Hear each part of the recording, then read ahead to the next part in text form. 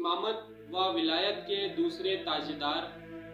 امام حسن مجتبیٰ علیہ السلام کی ولادت باسعادت کی مبارکباد آپ تمام مومنین و مومنات کی خدمت میں ہدیہ تبریک پیش کرتے ہیں۔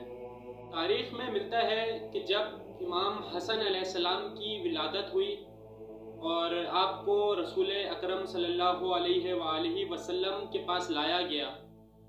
تو رسول اکرم اس قدر خوش ہوئے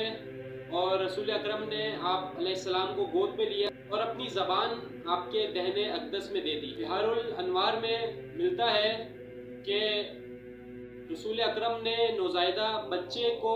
آغوش میں لیا اور پیار کیا اور دائیں کان میں آذان اور بائیں کان میں اقامت کہنے کے بعد اپنی زبان ان کے منہ میں دے دی۔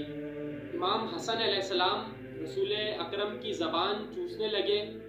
اور اس کے بعد رسول اکرم صلی اللہ علیہ وآلہ وسلم نے دعا کی، خدایا اس کو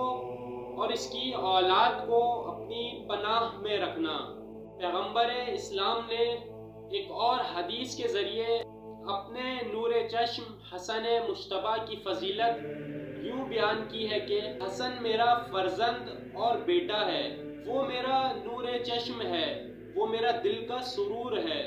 اور میرا ثمرہ ہے، اور یہ بہشت کے نوجوانوں کا سردار ہے اور امت پر خدا کی حجت ہے۔ اس کا حکم میرا حکم ہے، اس کی بات میری بات ہے، اور جس نے اس کی پیروی کی تو گویا اس نے میری پیروی کی، جس نے اس کی مخالفت کی تو گویا اس نے میری مخالفت کی۔